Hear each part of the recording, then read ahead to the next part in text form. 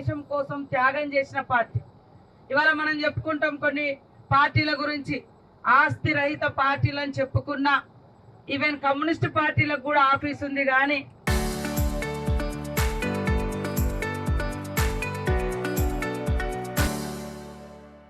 కానీ కాంగ్రెస్ పార్టీ ప్రాణ త్యాగం నుంచి మరి ఈ రోజు వరకు ప్రజల కోసమే నిరంతరం ఆలోచించే పార్టీగా కాంగ్రెస్ పార్టీ నిలిచిపోయింది. ఈ రోజు ఇన్ని సంవత్సరాల అధికారంలో ఉన్న కాంగ్రెస్ పార్టీకి ఢిల్లీ నుంచి గల్లీ వరకు సొంత భవనాల కోసం, సొంత ఆస్తుల కోసం, సొంత పార్టీ కార్యక్రమాల ఆస్తులను పెంచాలని ఎప్పుడు కూడా ఆలోచించలే. ఫస్ట్ పేదలకు ఇల్లులు ఇవ్వాలని, ఇందిరమ్మ రాజ్యం అంటేనే పేదలకు నీడ, పేదలకు కాళ్ళ కింద ఉండే జాగా, పేదలకు ఉపాధి. కాబట్టి ఈరోజు కోట్లాది మంది పేదలకు ఈ దేశంలో ఇందిరమ్మ ఇల్లులు కట్టియడం జరిగింది. వాళ్ళ అనేక ప్రాంతీయ పార్టీలు వచ్చు రాగానే వాళ్ళ ఆఫీసులు, వాళ్ళ ఆస్తులు అవన్నీ పెంచుకున్నారు. కానీ 76 ఏళ్ల చరిత్రలో ఎప్పుడు కూడా మనం మన మన అని ఎప్పుడు నా అని ఎప్పుడు ఆలోచించలే. అందరూ అందరూ అందరూ అనే ఈ కాంగ్రెస్ విధానం. కాబట్టి ఇందులో అందరూ మంచి హృదయంతో భాగస్వాములం అవుదాం. మంచిగా బ్రహ్మాండంగా కట్టి చరిత్రలో వేలాది మంది ఇక్కడికి వచ్చి సేద తీరే విధంగా నైట్ అయినా పగలైనా ఎండకైనా ఈడ వారికి ఒక ఆశ్రయం ఇచ్చే మరి పార్టీ ఆఫీస్ గా మిగులుస్తామని తెలియజేస్తూ, కాంగ్రెస్ పార్టీ ఈ 2.5 ఏళ్లలో ఇచ్చినన్ని పనులు, చేసినన్ని పనులు ఎక్కడ జరగలే. 1 సంవత్సరంన్నర కాలంలోనే 4.5 లక్షల మందికి ఇల్లులు ఇచ్చినాం. పని ఎక్కువ చేస్తున్నాం, ప్రచారం తక్కువ చేసుకుంటున్నాం. అవతలోడేమో అబద్ధాన్ని దేశమంతా తిప్పుతా ఉన్నాడు, మనం నిజం కూడా చెప్పుకోలేకపోతున్నాం. దయచేసి ప్రతి ఊర్లో ఎక్కడ లీడర్లు అక్కడ, ఇది ఎవరో వేరే వాళ్ళు చెప్తారని కాదు, మనమే జరుగుతున్న పనిని చెప్పుకోవాలి. జరిగే తప్పుడు ప్రచారాన్ని కూడా తిప్పి కొట్టుకుంటూ ముందుకెళ్ళి కాంగ్రెస్ పార్టీని గ్రామ గ్రామాన మరి పట్టణాలలో బలోపేతం చేద్దామని పిలుపునిస్తూ మీ అందరికీ మరొకసారి శుభాకాంక్షలు, ధన్యవాదాలు తెలియజేస్తాం. మొదటగా నిజామాబాద్ జిల్లాలో 60-70 సంవత్సరాలుగా కాంగ్రెస్ పార్టీతో సంబంధం పెట్టుకొని ఆహర్నిశలు కాంగ్రెస్ పార్టీ కోసం పాటుపడ్డ ప్రతి కాంగ్రెస్ కార్యకర్తకి ఇవాళ నూతన కాంగ్రెస్ భవన పూజోత్సవం సందర్భంగా శుభాకాంక్షలు. ఇది చాలా ఏళ్ళ నుంచి ప్రతి జిల్లాలో కాంగ్రెస్ భవనం కట్టుకోవాలని ఒక తపన.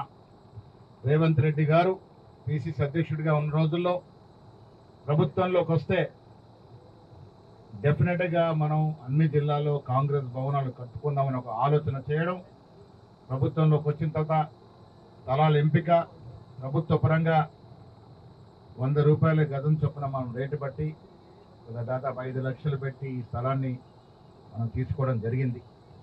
మా సీతక్క చెప్పినారు, కాంగ్రెస్ పార్టీ అందరి పార్టీ. రాహుల్ గాంధీ, సోనియా గాంధీ, ప్రియాంక గాంధీ, ఖర్గేగా వారి కులాలు లేవు, మతాలు లేవు. దేశమే వాళ్ళ దేశం. దేశం కోసం సర్వం చేసినటువంటి రాహుల్ గాంధీ తాత ముత్తాతల నుంచి దేశం కోసం ఆస్తులు త్యాగం చేసినటువంటి కుటుంబం. ఆస్తులు కాదు, ప్రధానమంత్రి పదవిని త్యాగం చేసినటువంటి కుటుంబం. ఇలా సర్పంచ్ పదవి వదులుకోవాలంటే బాణం మీదకి వస్తుంది. అలాంటిది ప్రధానమంత్రి పదవిని 2004లో సోనియా గాంధీ గారు, 2009లో రాహుల్ గాంధీ గారు త్యాగం చేసి ఒక మేధావి అయినట్టు మన్మోహన్ సింగ్ గారి చేతిలో పెట్టినారు. ఇది కాంగ్రెస్ పార్టీ సంస్కృతి. త్యాగం అంటే కాంగ్రెస్ పార్టీ. పెద్ద మాటలు చెప్తున్న మోడీ గారికి నేను అడుగుతా ఉన్నాను, ఒక్కడంటే ఒక్కడున్నాడా స్వాతంత్రోద్యమంలో బీజేపీ నాయకుడు? ఆనాడు ఇదే విహెచ్పి, ఇదే ఆర్ఎస్ఎస్, ఇదే జనసంఘ్ బ్రిటిష్ పాలననే ముద్దు, మాకు స్వాతంత్రం వద్దు అన్నట్టు నాయకులు ఇలా దేశం గురించి, త్యాగం గురించి మాట్లాడుతూ ఉన్నారు. కాంగ్రెస్ పార్టీని విమర్శిస్తూ ఉన్నారు. ఒక్కడంటే మిత్రులు ఒక్కడు స్వాతంత్రంలో పాల్గొనలే. ఆనాడు స్వాతంత్రం చేసింది గాంధీ గారి నేతృత్వంలో కాంగ్రెస్ పార్టీ నాయకులు. సుభాష్ చంద్రబోస్, మౌలానా అబుల్ ఆజాద్, రాధాకృష్ణన్ గారు, ఎంతో మంది త్యాగదనులు స్వాతంత్రం కోసం పోరాటం చేశారు. స్వాతంత్రమే వద్దన్న వ్యక్తులు ఇలా దేశాన్ని పాలిస్తూ మతాల పేరిట, ప్రాంతాల పేరిట దేశాన్ని విభజించి వారి స్వార్థం కోసం, వారి అధికారంలో ఉండడం కోసం నానా ఇబ్బందులు పెడుతున్నట్టు ఈ తరుణంలో దేశం రాహుల్ గాంధీ వైపు చూస్తూ ఉంది, దేశం ఖర్గే వైపు చూస్తూ ఉంది. రాహుల్ గాంధీ నేతృత్వంలోనే ఈ దేశం కులాలకి, మతాలకి, ప్రాంతాలకు అతీతంగా అభివృద్ధి చెందుతుందన్న ఒక ఆశ ప్రజల్లో కనబడుతుంది. కాబట్టే ఈ దేశంలో ఎప్పుడు ఎన్నికలైనా రాహుల్ గాంధీ నేతృత్వంలో కాంగ్రెస్ పార్టీ యూపీఏ ప్రభుత్వంలోకి వస్తుంది. దేశాన్ని ఇలా కులాల మతాల పేరిట విచ్ఛిన్నం చేస్తూ సామాన్యుడికి ప్రభుత్వం దూరమైంది. బీజేపీ ప్రభుత్వం అదానీ, అంబానీ లాంటి పెత్తందాలను పేసిపోసింది తప్ప సామాన్యుడికి ఎక్కడ కూడా లాభం చేకూర్చిన పని చేయలే. ఇలా పెట్రోల్ ధరలు ఏ విధంగా ఉన్నాయి, కిరోసిన్ ధరలు ఏ విధంగా ఉన్నాయి, డీజిల్ ధరలు ఏ విధంగా ఉన్నాయి, పప్పులు, ఉప్పు దినుసులు, కూరగాయలు ఏ రకంగా ఉన్నాయి, ఏదైనా సామాన్యుడి చీరలో ఉందా అని అడుగుతా ఉన్నా. ఇలా రేవంత్ రెడ్డి గారి నేతృత్వంలో రాష్ట్రంలో వచ్చిన కాంగ్రెస్ ప్రభుత్వం సీతక్క చెప్పినట్టుగా 4.5 లక్షల ఇల్లు దేన్నంటారు మిత్రమా? డబుల్ బెడ్రూమ్ ఇల్లు నీలూరు నుంచి ఆశల పల్లకిలో ఊయలూపిన కేసీఆర్ ఇలా ప్రజలు ఫలాన్ని చిత్తగించి ఫామ్ హౌస్ కు పరిమితమయ్యారు. పెద్దలు సుదర్శన్ రెడ్డి గారు చెప్పినట్టుగా కవిత గారు పార్టీ పెట్టి ఆనాడు జరిగిన దోపిడీ మీద స్పందిస్తూ ఉంటే వారికి జవాబు చెప్పలేని పరిస్థితి కేసీఆర్ సతమతం అవుతా ఉన్నారు. కుటుంబ తగాదా, ఆస్తి తగాదా తేల్చుకోలేని వ్యక్తులు ఇలా రాష్ట్రం గురించి, రాష్ట్ర ప్రజల గురించి ఏం చేస్తారో ఒక్కసారి మనం ఆలోచించుకోవాలి. 10 ఏళ్ళు జరిగిన దోపిడీ, ఆర్థిక విధ్వంసం, వారు కూడబెట్టుకున్న ఆస్తులు పంపకాల్లో తేడాలే ఇలా కవితమ్మ గారు బయటకు వచ్చి పార్టీ పెట్టినారు. ఆత్మాభిమానం అంటారు, సంతోషం. కవిత గారు పార్టీ పెట్టారు, స్వాగతిస్తాం. కానీ ఆనాడు 10 ఏళ్ల దోపిడీలో మీ భాగస్వామ్యం ఉందనే మాట మాత్రం మర్చిపోకూడదనే మాట ఈ సందర్భంగా మనవి చేస్తా ఉన్నాం. ఈ రాష్ట్రంలో బీజేపీ పార్టీ మొలకెత్తదు. రాష్ట్ర పరిస్థితులు ఆ విధంగా ఉన్నాయి. మతవాద శక్తులు 7 సీట్లు 8 సీట్లు పరిమితం అవుతారు తప్ప ఈ రాష్ట్రాన్ని పాలించే స్థాయికి రారు అనే మాట నేను ఈ సందర్భంగా మీకు చెప్పదలుచుకున్నాను. అందుకే మిత్రులారా, నాకు భరోసా ఉంది. మీ అందరి బలంతో ఇలా చెప్తా ఉన్నాను. భూపతిరెడ్డి గారు చెప్పినట్టుగా 100కు పైగా సీట్లతో కాంగ్రెస్ పార్టీ మళ్ళీ అధికారంలోకి వస్తుంది. రేవంత్ రెడ్డి గారి నేతృత్వంలో, రాహుల్ గాంధీ ఖర్గే గారి మార్గదర్శనంలో వచ్చే ఎన్నికల్లో 100కు సీట్లు పైన గెలుస్తాం, మళ్ళీ అధికారంలోకి వస్తాం. ఇది కానుకగా రాహుల్ గాంధీ ఖర్గే గారికి అప్పచెప్తామనే మాట కూడా ఈ సందర్భంగా మనవి చేస్తా ఉన్నాం. మిత్రులారా, ప్రజలకు ఇచ్చిన వాగ్దానాలు ఏవి కూడా తప్పకుండా 8 లక్షల కోట్ల అప్పున్న కేసీఆర్ అప్పు చేసిన ఇండ్ల విషయంలో కానీ, వెల్ఫేర్ విషయంలో కానీ, సంక్షేమ విషయంలో కానీ, అభివృద్ధి విషయంలో కానీ ఎక్కడ కూడా మనం వెనకడుగు వేయట్లే. ముఖ్యమంత్రిగా దురదృష్టి కాబట్టి రేవంత్ రెడ్డి నేతృత్వంలో గ్లోబల్ సమ్మిట్ జరిగితే దాదాపు 6 లక్షల కోట్ల విదేశీ పెట్టుబడులు వచ్చినాయంటే ఏ దశగా ఈ రాష్ట్రం అభివృద్ధి చెందుతుందో మీరు ఒకసారి చూసుకోవాల్సిన అవసరం ఉంది.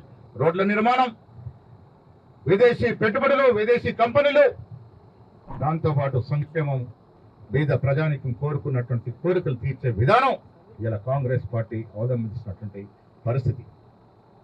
కేసీఆర్ గారి పాలన ఏ రకంగా ఊరడించి ప్రజల్ని మోసం చేసిందో చూసాం. కాంగ్రెస్ నైజం అది కాదు. తెలంగాణ ఇస్తాను ఒక మాట చెప్తే సోనియా గాంధీ గారు తెలంగాణ ఇచ్చారు. ఇచ్చిన తెలంగాణని కేసీఆర్ 50 ఏళ్లకు వెనుకకు నెట్టివేసినాడు. మళ్ళీ దాన్ని గాడిలో పెట్టే క్రమంలో ముఖ్యమంత్రి గారు, బట్టి గారు, వారి మంత్రులు, సభ్యులు ప్రయత్నం చేస్తా ఉన్నారు. సీతక్క గారు పొద్దున 7 నుంచి రాత్రి 11 దాకా ఎందుకు 6 నిమిషాలు కృషి చేస్తారు?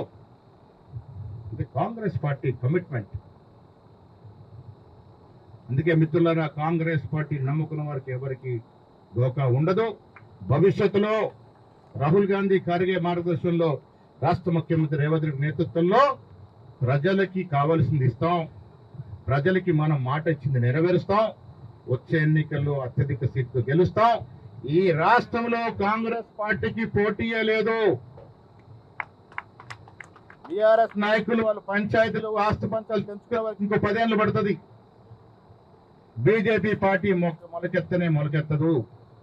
కాబట్టి మనమే మళ్ళీ అధికారంలోకి వస్తామనే మాట ఈ సందర్భంగా మనవి చేస్తూ, ఈ బిల్డింగ్ నిర్మాణం ఏ రకంగా ఉండాలో షబ్బీర్ అలీ గారి నేతృత్వంలో ఒక కమిటీ దక్షిణాది రాష్ట్రాలు, మహారాష్ట్ర లాంటి రాష్ట్రాలు పర్యటించి ఏ నమూనా అయితే బాగుంటుందో ఆ నమూనాలు తీసుకొచ్చిన తర్వాత రూపకల్పన చేస్తామనే మాట ముఖ్యమంత్రి గారు నిన్నగాక మొన్న చెప్పినారు. షబ్బీర్ అలీ గారు, వారి బృందం పర్యటిస్తారు. ఏది చక్కటి నమూనా ఉంటుందో దాంట్లో 1-2 నమూనాలు తీసుకొని రాష్ట్ర వ్యాప్తంగా అదే నమూనాలతో కాంగ్రెస్ భవనాలు వస్తాయన్నమాట కూడా నేను ఈ సందర్భంగా మనవి చేస్తూ